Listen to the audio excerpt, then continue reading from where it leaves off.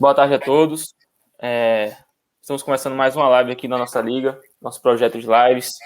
Hoje, para minha imensa honra, felicidade, vou conversar com meu conterrâneo, o professor Rodrigo. Ele que é economista e doutor em economia. Então, eu queria agradecer pela presença dele, por você aceitar o nosso convite. E para começar o nosso papo, a gente vai falar um pouco sobre uma coisa que abrange nós dois, que é a questão do Nordeste. E Rodrigo vai contar um pouco da história dele como economista no Nordeste, para começar aí o nosso bate-papo. Então, boa tarde, Rodrigo. Obrigado mais uma vez. Boa tarde, Fred. Obrigado pelo convite. Boa tarde a todas e todos que estão nos assistindo. É uma grande honra estar aqui nessa live, que é organizada por alunos de graduação da PUC-Rio. E aí eu vim fantasiado, né? Vim com a camisa aqui para mostrar que temos 2 baianos hoje aqui nessa live. Certo, então, você começa contando um pouco da minha trajetória, no caso. Isso. Tá. A gente até comentou, né, no Twitter que a gente falaria um pouco disso, talvez... eu já escrevi também um fio no Twitter sobre isso. Eu sou baiano, né, eu tenho minha graduação, fiz na própria UFBA, na Universidade Federal da Bahia.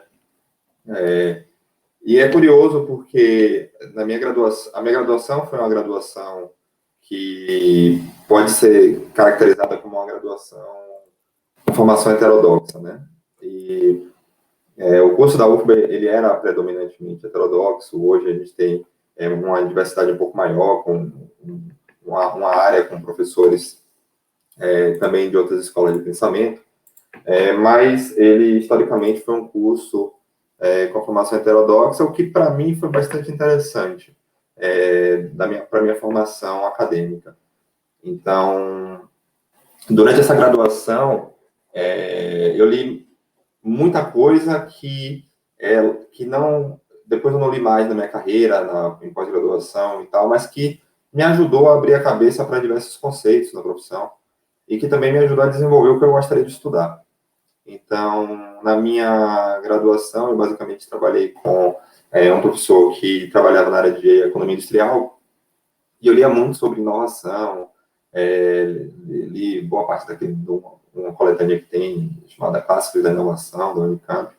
Lia muita coisa nesse tema, né? E quando você lê os papers de educação, os livros sobre inovação, eles acabam remetendo muito para a discussão de educação. Então, no final das contas, a educação, mesmo que essa literatura mais heterodoxa não foque muito em educação, sempre remete um pouco a relação entre inovação e educação. E aí eu peguei esse tema da educação e foi o que eu decidi levar para o resto da minha carreira. Então, eu fiz a prova da PEC.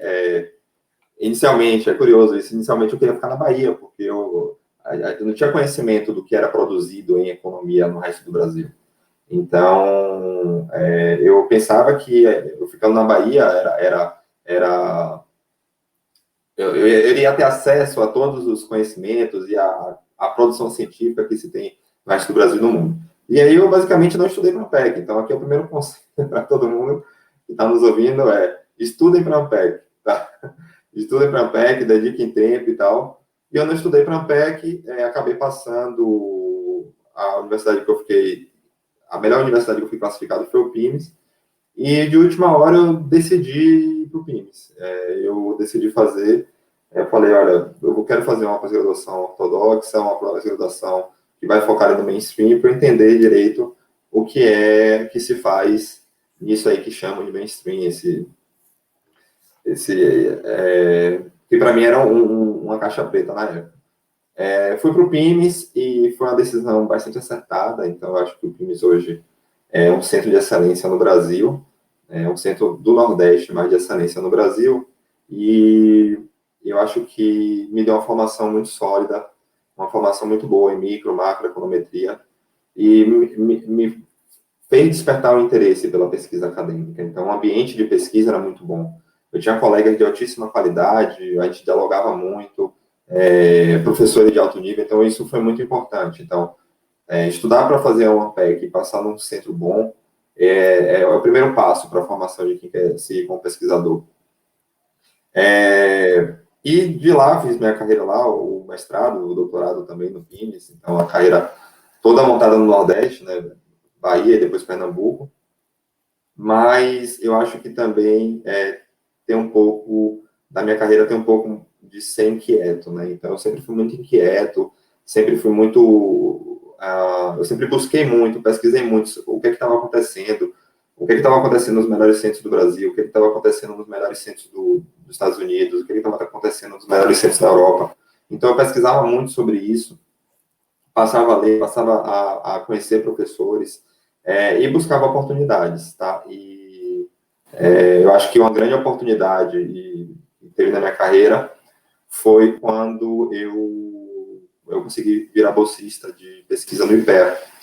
E aí eu trabalhei durante um ano com o pesquisador, atualmente professor da ESP, que é o Daniel da Mata, e isso foi um divisor de água na minha carreira. Então, eu tive um excelente professor, um excelente orientador no PIMES, que foi o Raul, tive excelentes professores, também me ajudaram muito na minha trajetória, mas eu acho que a parceria de pesquisa que foi desenvolvida e um network que foi desenvolvido a partir dessa minha situação como bolsista do Daniel da Mata foi um grande divisor na minha carreira, assim, de ter tido essa experiência, tanto que hoje eu diria que ele é o meu maior parceiro de pesquisa, junto com o meu orientador e o professor Edson Cervenini, da Carnegie Mellon, que foi um contato que surgiu através do Daniel da Mata, então eu fui apresentado ao Edson pelo Daniel, isso foi muito importante, então assim, inclusive, o paper que a gente vai falar daqui a pouco é um paper sobre com o Daniel como coautor, né? Então, eu acho assim que é muito importante vocês, quem estiver entrando na carreira, está procurando essa criação de network, criação de uma rede de pesquisa, uma rede de trabalho. Isso é fundamental na nossa profissão hoje, você ter esses relacionamentos. Você aprende muito nas trocas, tá? E aí eu cheguei lá no PIMES, basicamente, fui desenvolver essa pesquisa na área de educação, e ao mesmo tempo que eu tive uma graduação muito heterodoxa, então eu lia muito o Celso Furtado, lia muito sobre desenvolvimentismo, e isso, querendo ou não, despertou em mim o interesse em entender esses problemas de desigualdade regional no Brasil, entender porque aquelas coisas que o Celso Furtado fala no livro, né? Porque você tem um país onde você tem duas grandes regiões, essas regiões são bastante desiguais, então isso despertou muito interesse. Então eu misturei essa minha leitura de graduação com os métodos que eu passei a entender melhor no meu mestrado, para tentar estudar o problema de desigualdade regional no Brasil. Então, foi meio que essa a minha motivação de seguir para essa carreira, de estudar Nordeste, de estudar educação, e por aí vai. Então, eu acho que é um resuminho aí da minha trajetória e do porquê eu acabei estudando desigualdade regional no Brasil. Certo, então vamos agora falar sobre o que você estudou na sua tese, né? Que é justamente isso que você falou da desigualdade regional. Queria que você comentasse um pouquinho sobre o que você estudou e o que você vem estudando também nesses últimos anos, para a gente entender um pouco. Então, eu estudo desigualdade regional desde do mestrado, tá?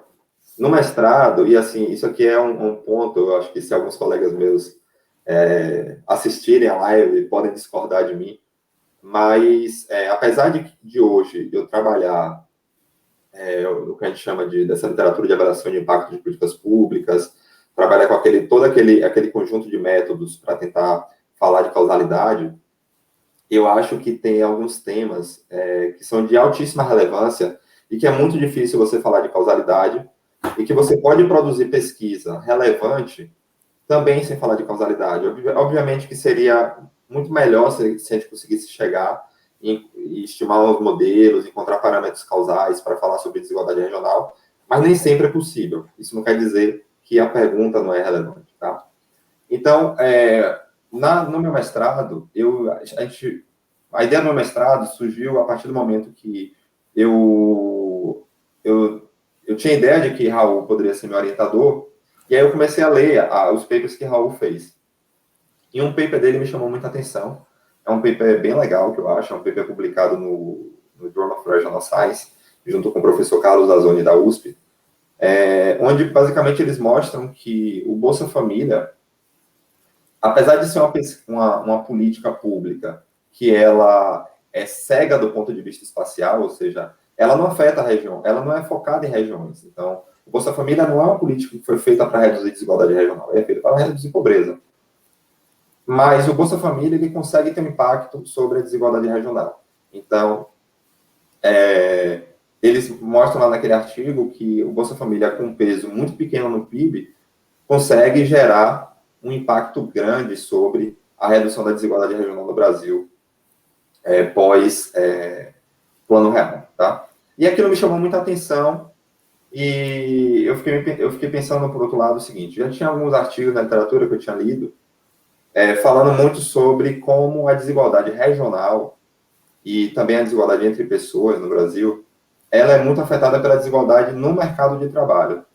Então eu pensei, será que tem como pegar aqueles métodos que o Raul e o Azzoni utilizaram e aplicar agora para os dados similares, que é o dado da PNAD na época, e ao invés de focar em Bolsa Família, eu consegui desagregar os dados da mesma forma que eles desagregaram, mas para a escolaridade, talvez eu conseguisse dar uma resposta interessante se a escolaridade ela tinha um efeito ou não sobre a desigualdade regional.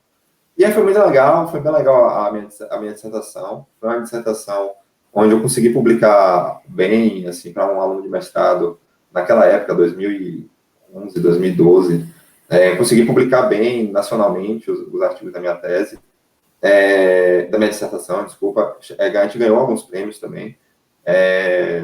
Mas é um artigo que não tinha econometria naquele momento. Então, são métodos de decomposição, utilizando matemática, a gente fazia algumas continhas lá, e chegava em resultados bem interessantes, né? A gente chegava a resultados mostrando que as fontes de renda do trabalho, de fato, elas explicam bastante desigualdade regional no Brasil, e quando você desagrega para os níveis de escolaridade, então a gente observava que o nível superior, ele ainda contribuía um pouco para o aumento da desigualdade, enquanto o nível médio, ele contribuía mais para a queda da desigualdade. E aí teve um evento interessante, que eu estava no finalzinho do mestrado, e lá no PIMES eles decidiram criar um seminário de dissertações e teses. Foi basicamente o seguinte: você ia lá, você apresentava em 15 minutos, tinha um monte de professor te assistindo, e os professores caíam matando no seu trabalho, né? O que nós economistas adoramos fazer. E aí eu recebi bastante críticas, principalmente críticas do professor Breno Sampaio e do professor Thiago Cavalcante. Tá? O professor Breno Sampaio lá da UFPE, e o Thiago Cavalcante naquela época ainda era professor da UFPE, hoje está na Universidade de Cambridge. E o que eu fiz? Eu peguei aquelas críticas que eles fizeram no meu trabalho, entendi quais eram as críticas, deixei elas guardadinhas, terminei a dissertação e utilizei aquelas críticas para continuar estudando desigualdade regional na minha tese de doutorado, tá? Então, foi basicamente essa a minha estratégia. Eu mudei um pouco o enfoque, e aí eu passei a utilizar alguns métodos de decomposição, que são métodos que tem uma literatura extensa em economia. Acho que todo mundo que começa a estudar alguma coisa de mercado de trabalho, alguma coisa de educação, uma vez vai ouvir falar dos métodos de decomposição de Oaxaca Blinder. Então, é basicamente uma literatura de métodos de decomposição que surge a partir do Oaxaca Blinder. E aí eu utilizo um dos papers mais recentes, que é o paper do professor Sérgio Firpo, onde a ideia é basicamente fazer uma decomposição de Oaxaca Blinder, não só para a média dos rendimentos, mas para toda a distribuição dos rendimentos, tá? Utilizando a ideia lá de uma regressão contílica não condicional, que é um paper que ele publica em 2007 na Econométrica. Então, essa foi basicamente minha tese, e o que é que eu faço nela? Eu pego os dados do censo, de 1970 até 2010, e eu quero tentar entender o seguinte: existe na literatura de desigualdade regional, e aí eu estou falando década de 70, década de 2000, até 2010, tá? Eu estou tentando entender esse período. Então, o que vem antes da desigualdade regional, eu não entro nesse quesito. Já tem muita gente estudando isso hoje, gente muito boa e trabalhos muito interessantes. eu posso aqui destacar os trabalhos do Thales, até uma pessoa boa para vocês estarem convidando para as lives. O Thales hoje, se eu não me engano, está como professor na FGV de São Paulo, que estuda os fenômenos, as explicações da desigualdade regional num período antes, né, da década de 70, ali, final do século XIX, início do século XX. Inclusive, tem uma live, né, do Pedro Menezes e o Thales no Instituto Mercado Popular, falando exatamente sobre desigualdade regional. Acho que vale a pena, quem tiver interesse no tema, conferir. E aí, no meu trabalho, especificamente, eu pego duas visões, então, na literatura de economia regional, você tem duas visões que explicam a desigualdade regional. Você tem as visões pelo lado da oferta de trabalho e as visões pelo lado da demanda do trabalho. Da oferta de trabalho é basicamente coisas como capital humano, por exemplo. Então, as duas regiões podem ser desiguais, porque uma tem mais capital humano do que a outra, por aí vai. E da demanda por trabalho tem muito a ver com a estrutura produtiva, né? Então, qual o tipo de emprego que tem naquelas regiões, qual é o tipo de indústria que tem naquelas regiões, tipo de ocupação, e por aí vai. Instituições também estão envolvidas. Então, eu tento entender isso, então eu pego o censo e eu tenho que entender, através desses métodos de decomposição, o que é que explica a desigualdade regional no Brasil. E a gente chega a conclusões bastante interessantes. A gente chega a conclusões de que a desigualdade ela muda bastante entre os quantis e ao longo do tempo. Então, a gente mostra que, quando você pega as grandes regiões do Brasil, a desigualdade ela é maior entre os mais pobres. Mas quando você pega, por exemplo, só as capitais, então eu tenho um trabalho agora que a gente está em processo de revisão, o trabalho está submetido no Regional Studies, a gente acredita que já está na fase final de pareceres, né? Demora muito parecer em economia, então já tem quase 1 ano e meio aí em processo de revisão, recebendo e mandando pareceristas. A gente mostra que quando a gente olha para a região metropolitana, a situação muda um pouco, ou seja, isso é uma evidência meio anedótica que a gente já tem na literatura de economia regional, que as regiões metropolitanas do Brasil são muito mais parecidas do que se você compara estados ou macro-regiões. E a gente mostra um pouco disso na tese. Então, a gente tem lá um capítulo que foca de Nordeste e Sudeste, utilizando macro-regiões, tem um capítulo que foca em região metropolitana, desigualdade entre regiões metropolitanas, e tem um capítulo também, que acabou sendo um capítulo meio que esquecido depois da tese, que foca em outras regiões, né? Então, por exemplo, o que aconteceu ao longo do tempo com a desigualdade entre Centro-Oeste e Sudeste, por exemplo. Né? Então, é algo que nunca é falado, mas também não é um grande problema de desigualdade regional, e sobretudo porque, como a literatura de economia regional trata também, houve um processo de convergência, né? Então, se você pega lá os dados do censo de 1970, você consegue ver uma diferença de renda entre Centro-Oeste e Sudeste, mas essa diferença ela praticamente deixa de existir em 2010. Então, a gente foca lá na desigualdade Nordeste e Sudeste, a gente mostra que essa desigualdade ela varia muito entre as regiões, varia muito entre os quantis, e que os fatores que explicam a desigualdade mudam muito ao longo do tempo. Então, o que a gente observa é que entre 1970 e 1991, a estrutura produtiva era mais importante para explicar a desigualdade regional no Brasil. Mas a partir de 91, a partir dos anos 2000, então, 2000 e 2010, 91, a escolaridade já começa a aparecer nas estimações, mas é a partir de 2000 e 2010 que a figura vira. A estrutura produtiva deixa de ser importante e a escolaridade passa a ser importante. E aí eu estou falando que escolaridade retorno à educação nível superior, principalmente. Tá? E é uma das teses fortes que a gente tem no Brasil sobre desigualdade regional. Né? É uma tese que vem do Samuel Pessoa, um pouco também do Leonardo Monastério, e do Alexandre Randes, que é também um ex-professor da UFPE, de que a escolaridade é muito importante para a redução da desigualdade regional no Brasil. Tá? E a gente meio que mostra isso lá no trabalho da minha tese.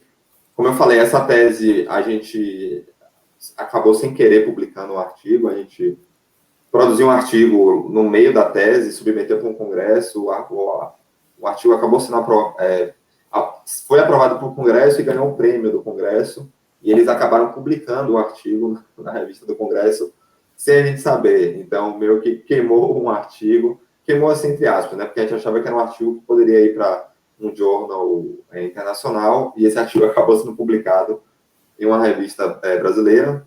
Mas a gente tem outro capítulo, que é um capítulo que a gente acaba explorando mais depois, até porque tem uma questão na estudar desigualdade regional, que se você pode verificar a desigualdade de rendimentos, quando a gente está falando de rendas nominais entre as regiões, tá? Porque, por exemplo, o salário nominal de uma pessoa que trabalha em São Paulo ou no Rio vai ser mais elevado do que uma pessoa que trabalha em Salvador ou Recife, para compensar o diferencial de custo de vida, basicamente. Ou o diferencial de certas amenidades, tá? Mas a literatura diz que se você não tiver livre mobilidade de fatores de produção, então essa desigualdade entre as regiões deveria deixar de existir, tá? Então, a diferença de salários reais deveria ser próxima de zero ou muito próxima de zero. E aí, uma coisa que a gente mostra lá nesse trabalho que está em processo de revisão na Regional Studies é basicamente que a gente consegue controlar pelo custo de vida a partir de um índice de custo de vida criado de um paper Almeida e Azônia, dos estudos econômicos. A gente aplica esse índice de custo de vida aos dados da PNAD, calcula os rendimentos reais, e a gente mostra que mesmo com rendimentos reais ainda existe desigualdade, e aí a gente mostra que educação importa muito para a desigualdade de renda, o tipo de ocupação importa muito para a desigualdade regional de renda, e por aí vai. Então, eu continuo estudando esse tema, eu e Raul, a gente tem mais algumas ideias que estão engatinhando agora no momento, mas é um tema complicado de se estudar, é um tema que é difícil falar sobre causalidade dentro desse tema, porque é difícil você isolar, né, grupo de tratamento e controle, mas eu acho que é um tema muito relevante para a política econômica no Brasil, é um tema muito relevante para a formulação de política pública, para entender o que a gente já fez, os erros que a gente já cometeu ao longo do caminho. Então, é um tema assim, que eu acho que mais brasileiros deveriam estar se preocupando e se debruçando sobre isso. Obviamente, tem a barreira de que é um tema que é difícil falar sobre, utilizar o instrumental básico da causalidade, né? Regressão descontínua, variável instrumental e por aí vai. Então, mas é um tema interessantíssimo e assim, eu sou um torcedor de que mais pesquisadores e pesquisadoras entrem nessa área e busquem estudar e entender a desigualdade regional no Brasil. Certo. Então, vamos seguir em frente sobre aquele paper que a gente tinha combinado de falar, que é sobre o programa de treinamento voltado a mercado de trabalho, que foi uma experiência aqui na Bahia também. Eu queria que você comentasse também um pouco sobre ele. Tá. Então, assim, depois da minha tese, eu acabei enveredando, né? Na verdade, eu estudei muito durante o doutorado, a avaliação de política pública, e causalidade, o kit básico lá. E eu sempre queria trabalhar nessa área, principalmente na área de educação. E esse paper, ele é um paper que tem uma história bacana, assim. Eu acho que essa história aqui é algo legal para estar contando nessa live. Quando a gente olha para os papers na literatura de microeconometria, né, vamos falar assim, de microeconometria, são papers e principalmente os papers de experimentos, né? E quando você pega a literatura de educação profissional, você tem muito paper que avalia programas experimentais. Então, o que eu falo de avaliar programa experimental é que aquele programa de treinamento, ele teve um processo de concepção para ser avaliado. Tá? Então, o que eu estou dizendo é o seguinte, alguém ou um grupo de pesquisadores, junto com policymakers, eles decidiram fazer um programa de educação profissional. Esse programa de educação profissional, ele seria focado, por exemplo, em jovens, ou ele seria focado em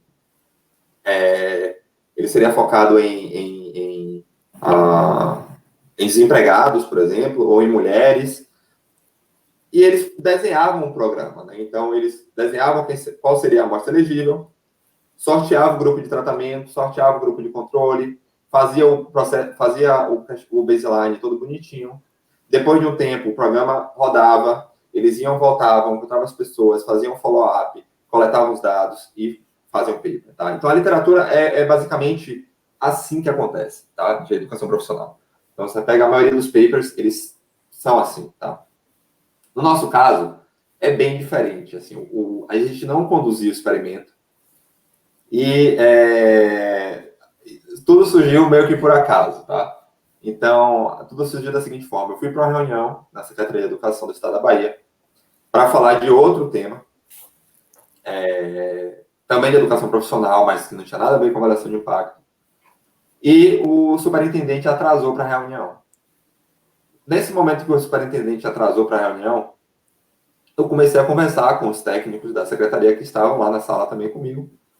E a gente ficou conversando sobre os programas da secretaria e tal. E aí eles falaram desses programas, eles falaram, olha, a gente tem um programa aqui de educação profissional, é o nosso maior programa. É um programa que a gente seleciona aí cerca de 7 a 10 mil estudantes por ano. E eu perguntei, tá, bem interessante isso. E como é que vocês selecionam esses estudantes? E aí veio a surpresa na hora, naquele momento. Eles viraram para mim e falaram assim, ó, pessoal, a gente faz uma seleção aberta, então os alunos se inscrevem pela internet, qualquer aluno egresso da rede pública estadual pode se inscrever, e depois a gente sorteia. E aí meu olho cresceu na hora, né? Como qualquer pesquisador de microeconometria, o olho cresceria a partir do momento que você está descobrindo que existe um programa de educação profissional que seleciona 10 mil estudantes por ano e seleciona esses estudantes via sorteio. E aí, para minha surpresa maior, eu perguntei a eles quantos candidatos normalmente se inscreviam para esse programa. E aí o técnico da secretaria falou, mais de 100 mil. Eu falei, pô, vocês já pensaram em avaliar esse programa? E aí, para minha surpresa também foi que eles não faziam nem ideia do que era avaliar uma política pública. Então, a gente começou um processo de convencimento da equipe da Secretaria de Educação Profissional, e isso envolveu 3 superintendências, envolveu a Superintendência de Educação Profissional, a Superintendência de Gestão de Dados e o que eles chamam lá de APG, uma superintendência de gestão toda da Secretaria.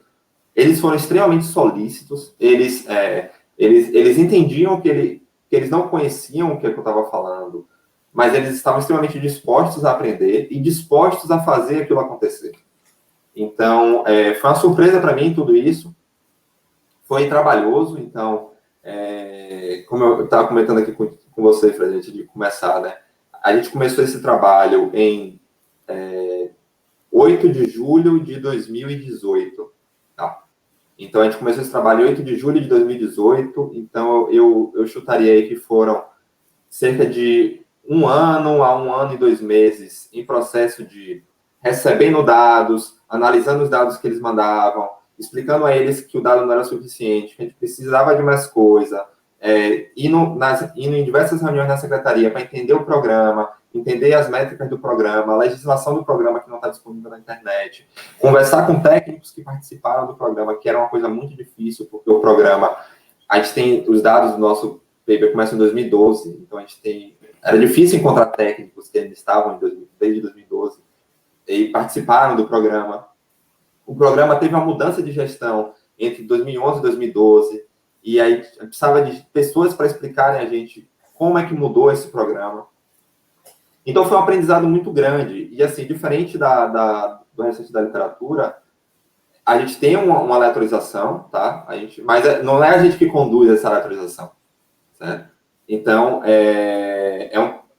e tem diversos probleminhas também de como a seleção foi. A seleção é bem feita, né? A gente mostra lá no paper que é tudo balanceado, tudo bonitinho, mas às vezes tem algumas falhas, então você consegue verificar um curso lá que deveria ter 30 vagas pelo edital, mas ele teve 35, e aí quando a gente olha no dado só tem 30 selecionados, Então, o nosso take-up é muito abaixo da literatura, então o percentual de pessoas que são sorteadas na literatura e, de fato, começam um programa de educação profissional é mais de 90% na maioria dos papers que a gente olha. No nosso caso, como qualquer pessoa pode inscrever qualquer pessoa, então o take-up do programa é muito baixo. Então, o que a gente verificava, assim, eu acho muito interessante a história desse paper, porque é uma avaliação de impacto, digamos assim, da vida real, certo? Não é aquela avaliação de impacto de livro-texto, certo? Que tá tudo bonitinho. Então, a gente tinha problemas, por exemplo, a gente olhava na base de dados e a gente via 5 pessoas com o mesmo CPF, com o mesmo e-mail. A gente falava, pô, como é que 5 pessoas se cadastraram com o mesmo e-mail? E a gente ia começar a investigar sobre isso. A gente descobria, por exemplo, que aquele e-mail cadastrado era de um dono de uma lan house no interior. Então, a gente ia conversar com o técnico da Secretaria de Educação e perguntava a ele assim, cara, como é que isso aqui está acontecendo? Aí ele falava, olha, não, porque acontece muito o seguinte, a gente veicula a propaganda do curso na TV, na rádio, na internet. Então, a mãe, o pai, ele vê a propaganda, ele vai na lan house e pede para o dono da lan house inscrever os 5 filhos dele. Então, tinha muito disso, de você ter problema com dados e o programa, por exemplo, não conseguir contactar as pessoas que foram sorteadas, porque as pessoas botavam informações erradas, o dono da lan house recebeu o e-mail convite e ele falava, pô, por que eu estou recebendo e-mail do convite do programa, não é para mim? Então, assim, teve muita coisa, mas mesmo assim, tudo balanceadinho e tal. Então, é uma história bem interessante a construção desse paper. Então, o que a gente faz basicamente lá, né? É um programa de educação profissional, bem diferente da literatura, porque a literatura são programas curtos. Então, a maioria dos programas de educação profissional, você tem programa de 3 a 9 meses, onde eles dão um treinamento bem rápido para o indivíduo e depois mandam o cara para o mercado de trabalho. Você tem o que eles chamam o treinamento em sala de aula, onde você vai ter ali os skills básicos, e depois você vai dar o estágio, né? Você vai botar o cara dentro de alguma empresa para ele ser treinado, de fato, ser garçom e tal. No programa da Bahia, é quase uma universidade. Você tem 2 anos de treinamento de sala de aula. Desculpa, você tem 1 ano e 8 meses de sala de aula e depois mais 6 meses de estágio. Então, é um programa muito longo.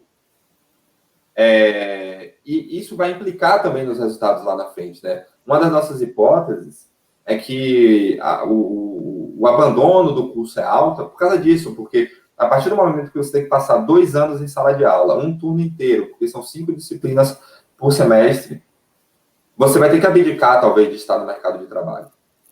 Então, isso é uma das hipóteses que a gente tem para o autoabandono do curso. Obviamente, para a gente testar algumas hipóteses que a gente tem, a gente precisaria hoje entrar na secretaria e ver novas coortes desse programa e estar propondo a realização de questionários, está propondo a realização do monitoramento do programa, a coleta de novos dados, que eles não coletam muita informação, para que a gente pudesse avançar com essa compreensão dos efeitos do programa. Então, mas a gente consegue avançar bastante, né? Então, nossa estratégia de identificação, basicamente, a gente utiliza os sorteios como uma variável instrumental, né? Para o aluno que se matricula no curso. Então, a gente utiliza esses sorteios como essa variável instrumental e a gente consegue trabalhar hoje com 2 coortes. Tem mais coortes para serem analisadas no momento, mas aí mudam alguns detalhes do programa mudam e a gente focou só nessas 2 primeiras coortes, porque a gente ainda está pensando como isolar alguns outros efeitos que surgiram para as novas coortes. Mas nessas 2 primeiras coortes, a gente basicamente linka esses dados com 3 outcomes. A gente olha mercado de trabalho, então emprego, né, probabilidade da pessoa estar empregada e renda pela RAIS. Então a gente tem lá, né, nos sorteios, a gente tem os dados administrativos, a gente tem o CPF dos participantes, de quem não passou e tudo isso. A gente tem os dados de sócios, então a gente também vê se... Os cursos focam muito também em empreendedorismo, então a gente vê a probabilidade deles se tornarem empreendedores. E a gente olha também a probabilidade deles continuarem estudando, né? Então, Será que a educação profissional ela seria um estímulo para o indivíduo continuar estudando?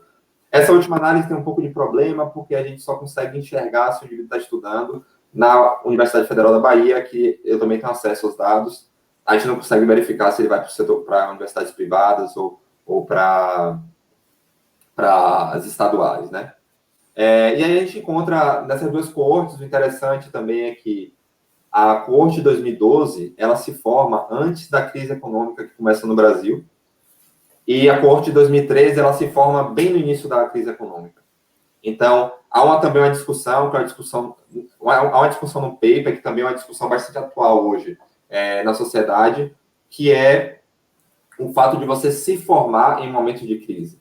Tá? Então, tem muita discussão hoje disso, por causa, obviamente, da pandemia do Covid, de tentar entender quais são os efeitos de você se formar durante uma recessão.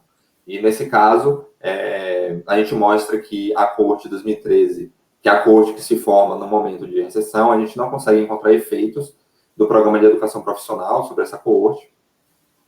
Mas na coorte de 2012, que é a coorte que se forma antes da crise, a gente encontra impactos, e principalmente impactos entre as mulheres, sobre emprego, que é algo também que dialoga muito com a literatura. A literatura mostra que a maioria dos programas de educação profissional que são avaliados, eles mostram efeitos maiores sobre mulheres do que sobre homens.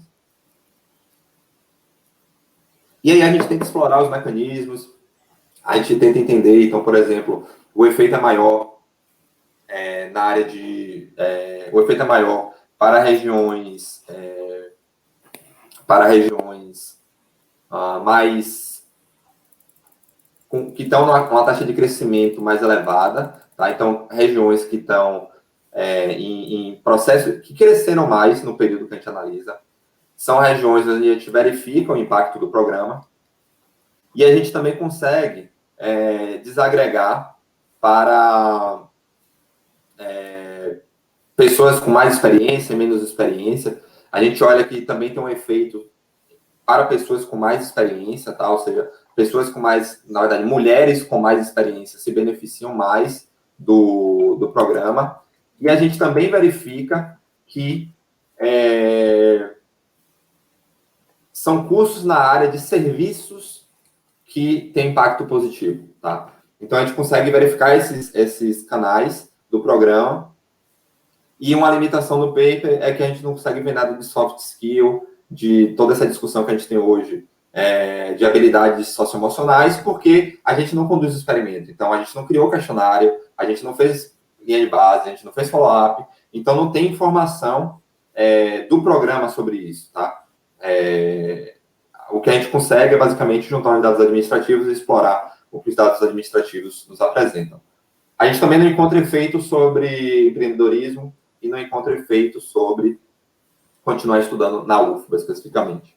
Então, assim, é um trabalho que abre diversas perguntas, eu acho que dá bastante subsídio para a Secretaria de Educação, para estar olhando para o programa, para estar pensando como é que o programa pode ser melhorado, e é isso que a gente está fazendo agora, né? A gente está dialogando com a Secretaria, mostrando os resultados, explicando para eles como é que a gente conduziu a análise, e talvez lá no futuro a gente consiga avançar em novas cortes do programa, de estar tentando introduzir essas ideias para eles.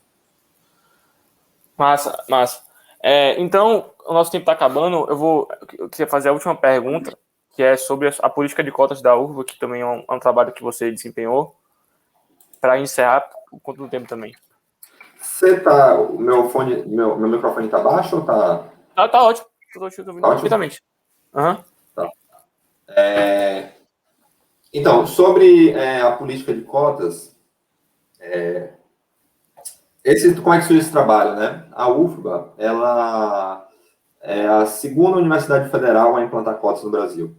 A primeira universidade federal a implantar cotas no Brasil é a UNB, em 2004, e a UFBA implanta em 2005, mas tem uma sutil diferença. Na UNB era uma cota de 20% para alunos negros, e aí você inclui pretos e pardos, né? E na UFBA é uma cota para estudante de escola pública, tá? Então, estudante de escola pública, independentemente de ser preto e pardo, na verdade tinha um gatilho racial, que era 85% deveria ser para pretos e pardos, mas não havia um mecanismo de checagem racial, tá? Mas isso não era um grande problema para a Bahia. A Bahia sabe que 80% da população é negra, então isso acabava funcionando. E aí, depois de bastante negociação também, foram quase 1 ano e meio para conseguir ter acesso aos dados, a gente